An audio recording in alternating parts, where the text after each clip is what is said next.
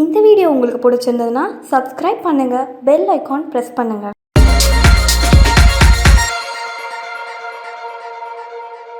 வணக்கம் நேயர்களே, இன்னைக்கு நான் உங்களுக்கு வந்துங்க உருண்டை குழம்பு செஞ்சு காட்ட போறேங்க. அதுக்கு தேவையான பொருட்கள் என்னென்ன வேணும்னு பாருங்க. இதோ புளி கரைசலை கரைச்சி வச்சிருக்கிறேன். இது என்னன்னாக்கா இப்போ நம்ம வடைக்கு என்னென்ன போடுவோமோ அதெல்லாம் போட்டு கடலைப்பருப்பு ஊற வச்சு அரைச்சி வச்சுருக்கிறேன். இதில் வந்து வெங்காயம், பச்சை மிளகாய், இஞ்சி, பெருஞ்சீரகம், பூண்டு எல்லாம் போட்டு வடைக்கு போட்டுக்கிற மாதிரி தான் வச்சுருக்கிறேன். இது வந்து கடலை மாவு, அப்புறம் தேங்காய், இதில் வந்து பெருஞ்சீரகம் போட்டு அரைப்பேன். இப்போ இது தக்காளி, இது வந்து குழம்புக்கு தக்காளி, பூண்டு, சின்ன வெங்காயங்க. சின்ன வெங்காயம் ரொம்ப டேஸ்ட்டாக இருக்கும், சின்ன வெங்காயம் போட்டுங்க. கருவேப்பிலை, இதுக்கு தேவையான அளவு சீரகம், மிளகாய்த்தூள், பெருஞ்சீரகம், மிளகுத்தூள், மஞ்சத்தூள், வடகம், தேவையான அளவு உப்பு, தேவையான அளவு எண்ணெய், இவ்வளோதாங்க. இப்போ நான் செய்யும் போது நீங்கள் பாருங்கள், உங்களுக்கு புரியும். பின்னாடி நான் ரீகேப் கொடுக்குறேன், வாங்க பார்க்கலாம். இந்த பாருங்கள், இப்போ நான் வந்து ஒரு இட்லி குண்டானில் இந்த உருண்டையெல்லாம் அவிச்சு எடுத்துக்கிறேங்க. அடுப்பை பற்ற வச்சுக்கிறேன். அடித்தட்டில் வச்சு இந்த உருண்டையை பிடிச்சிக்குங்க. ஒரு திட்டமான சைஸ், ரொம்ப பெருசு பெருசாக வைக்காதீங்க. சில பேர் செய்வாங்க எண்ணெயில் போட்டு அதை வந்து குழம்புல போடுவாங்க, அது அவ்வளோ டேஸ்ட் வராதுங்க. நீங்கள் இது இப்படி செஞ்சு பாருங்கள், அது வந்து வடகறி மாதிரி ஆகிடும். இதேமாரி செஞ்சால் தான் இது உருண்டை குழம்பு மாதிரி இருக்கும், நல்லாயிருக்கும். நல்லா புளியில் நல்லா தேங்காய் எல்லாம் அரைச்சி ஊற்றுறதுனால அது இன்னும் ருசியாகவே இருக்குங்க.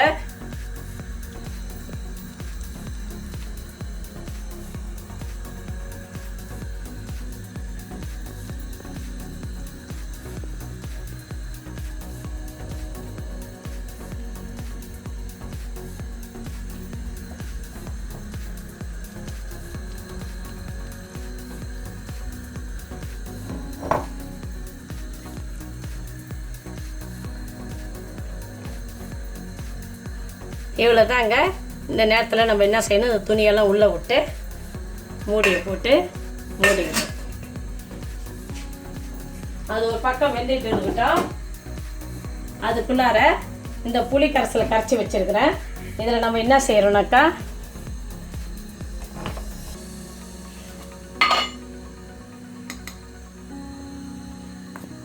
மஞ்சத்தூள், மிளகுத்தூள், மிளகாய்த்தூள், சீரகத்தூள், இதில் எப்பவுமே கொஞ்சம் பெருங்காயத்தூள் போட்டுங்க.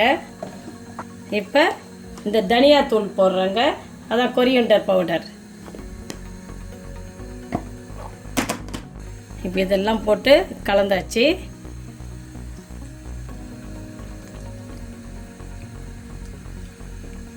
இதுக்கு தேவையான அளவு நம்ம உப்பு கொஞ்சம் சேர்த்துக்கிறோம். ஏன்னா உருண்டையிலேயும் ஒரு அரைவாசி உப்பு போட்டிருக்குதுங்க. இப்போ குழம்புலேயும் உப்பு போடுறோம், பார்த்து போட்டுக்குங்க. இப்போ நம்ம என்ன செய்கிறோன்னாக்கா, இப்போ இந்த தேங்காவில் இப்போ இந்த பெருஞ்சீரகம் தேங்காவை போட்டு இப்போ நான் இதில் அரைச்சிக்கிறேன். இப்போ நம்ம என்ன செய்கிறோம், இந்த தக்காளியை இது கூட போட்டு அரைச்சிட்றோங்க.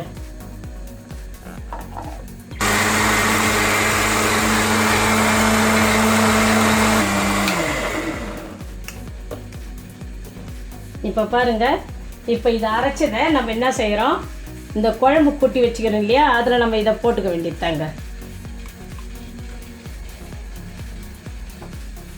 இப்போ இந்த தக்காளியை நம்ம இதில் போட்டுக்க வேண்டியது தான். இதில் ஒரு 2 சின்ன வெங்காயத்தையும் அதில் போட்டு நம்ம அரைச்சிட வேண்டியது தான்.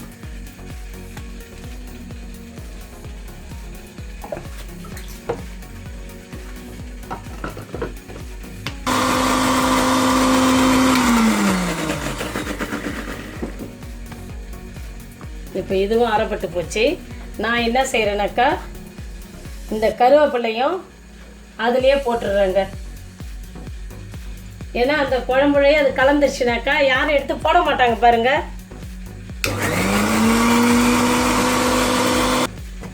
இப்போ எல்லாம் அரைப்பட்டு போச்சு. இதை பாருங்கள், இப்போ கருவேப்பிலையெல்லாம் தேடி அவங்க வெளியில் தூக்கி போடுறதுக்கெல்லாம் கிடைக்காதுங்க.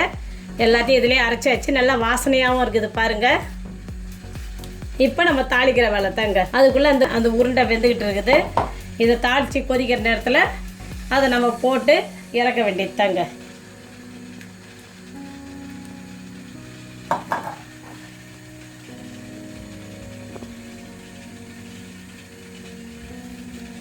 இப்போ நம்ம கொஞ்சம் உப்பு போட்டுக்கிறோம்.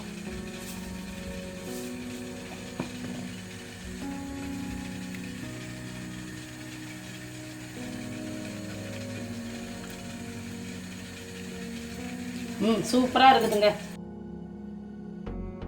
இப்போ பாருங்க, இது போல் ஒரு அகலமான ஒரு பாத்திரத்தை வைங்க, வச்சு அடுப்பை பற்ற வைங்க.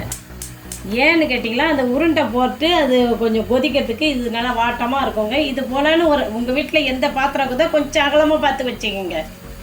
இப்போ மீன் குழம்பு சட்டி மாதிரிலாம் இல்லையா, அந்த மாதிரி. இப்போ நான் என்ன செய்கிறேன், இந்த ஆனைக்கோட்டை நல்லெண்ணெய் இது நல்லாவே இருக்குதுங்க சமையலுக்கு. இந்த எண்ணெயை நான் ஊற்றுறேன்.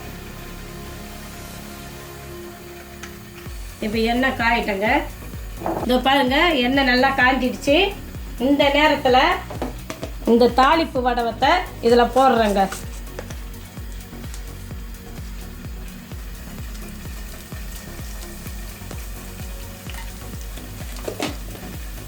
பாருங்க, வாசனை நல்லா கமகமன்னு வருதுங்க. இது கூட உங்ககிட்ட சொல்ல மறந்துட்டேன், ஒரு 2 வெந்தயத்தையும் போட்டுங்க, நல்லா மணமாக இருக்கும். ஒரு 2 போட்டுங்க, ரொம்பலாம் கிடையாது, 2 போட்டுங்க. ஏன்னா அந்த வடவத்துலேயும் இருக்கும், போட்டுங்க. அடுத்தது இந்த வெங்காயத்தை அதில் போட்டுங்க.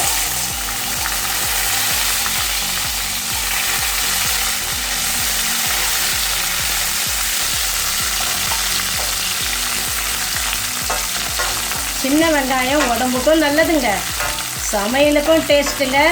ஆனால் இன்னும் அதை உரிக்கணும், அதுதாங்க நமக்கு கஷ்டம், வேறு ஒன்றும் கிடையாது. நீங்கள் என்ன செய்யுங்க, மதியானம் சமையலுக்கு காலையிலேயே கொஞ்சம் எடுத்து உரிச்சு வச்சுங்க, இல்லை நைட்டில் டிவி பார்த்துக்கிட்டே கொஞ்சம் உரிச்சு வச்சுருங்க. ஆனால் சின்ன வெங்காயம் ரொம்ப டேஸ்ட்டாக இருக்குதுங்க.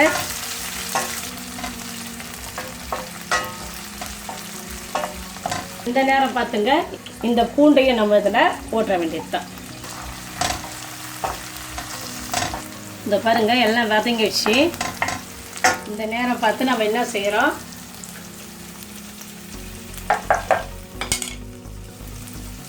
இந்த கூட்டி வச்சுக்கிற இந்த குழம்பு எடுத்து இதில் நம்ம ஊற்றுறோம்.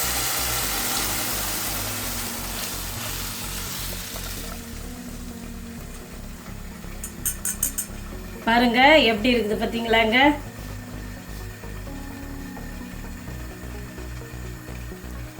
பார்க்கறதுக்கு மட்டும் இல்லைங்க, சாப்பிட்றதுக்கும் அவ்வளோ டேஸ்ட்டாக இருக்குங்க.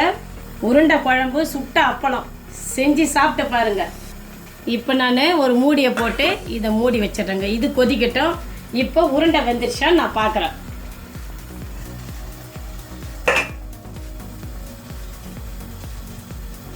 இதுவும் வெந்துடுச்சுங்க, இதுவும் வெந்துடுச்சு. கை சுட்டுட போது பார்த்து கவனமாக நீங்கள் இந்த மாதிரி அந்த துணியை பிடிச்சி தூக்குங்க. இதோ பாருங்க, உருண்டை ஏதாவது புட்டுக்குதான்னு பாருங்க.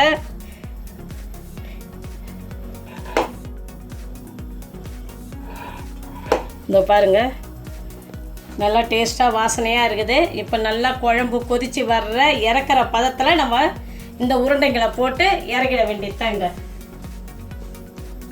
குழம்பு இன்னும் கொஞ்சம் கொதிக்கிட்டங்க. இப்போ பாருங்க, நல்லா தளதளன்னு எப்படி கொதிச்சு வந்துக்குது பாருங்க.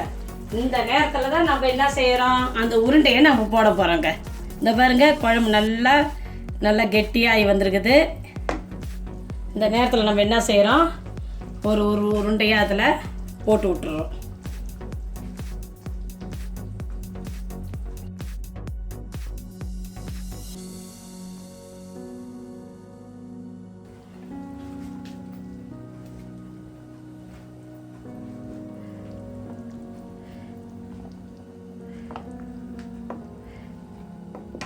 இந்த நேரம் பார்த்து கொஞ்சம் தீயை நம்ம தூக்கி விட்டுக்க வேண்டியது தாங்க.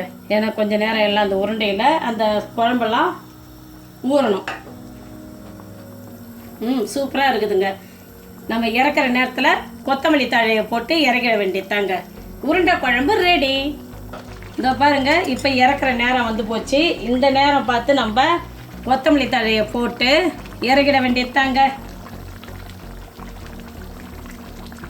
உருண்டை குழம்பு எப்போவுமே அதில் வந்து எல்லாம் பெசரிக்கிட்டு தாங்க இருக்கும். நம்ம எடுத்து போட்டு கொஞ்சம் கொஞ்சமாக குழம்பு ஊற்றி சாப்பிட வேண்டியது தாங்க. சூப்பராக இருக்கும். சாப்பிட்டு பாருங்கள். உங்களுக்கெல்லாம் கொடுக்கணுன்னு ஆசை தாங்க. நான் இருக்கிற தூரத்தில் உங்களுக்கு கொண்டு வர்றது ரொம்ப கஷ்டங்க. இதோ பாருங்கள், உருண்டை குழம்பு ரெடி ஆயிடுச்சுங்க. இதை நீங்கள் செஞ்சு பாருங்கள். உங்களுக்கு வீட்டில் உங்கள் குழந்தைங்களுக்கு பிடிக்கும், ஏன் உங்கள் வீட்டில் பெரியவங்களுக்கு பிடிக்கும், சின்னவங்களுக்கு பிடிக்கும், எல்லாருக்குமே பிடிக்கும். நீங்கள் செஞ்சு சாப்பிட்டு பாருங்கள். செஞ்சு சாப்பிட்டு பார்த்துட்டு எனக்கு கமெண்ட்ஸ் போடுங்க. அது நல்லதாக இருந்தாலும் நான் எடுத்துப்பேன், அது நீங்கள் தப்பாக சொன்னாலும் அதை நான் திருத்திக்கிறேன். அதனால் தயவு செய்து எனக்கு கமெண்ட்ஸ் போடுங்க. அது போட தான் எங்களுக்குலாம் எனர்ஜி. அடுத்தது நாங்கள் செய்ய எங்களுக்கு வந்து அது தூண்டுதலாக இருக்கும். நீங்கள் அடுத்த சமையலில் நீங்கள் சொல்லுங்கள், நாங்கள் தவறுகளை திருத்திக்கிறோம். உங்களுக்கு பிடிச்ச சமையலும் அதில் நீங்கள் போடுங்க, நாங்கள் உங்களுக்கு செஞ்சு காட்டுறோம். இதுக்கு நீங்கள் ஷேர் பண்ணுங்கள், லைக் பண்ணுங்கள், கமெண்ட்ஸ் பண்ணுங்கள். உங்களை நான் அடுத்த வீடியோவில் பார்க்குறேங்க. வணக்கம்.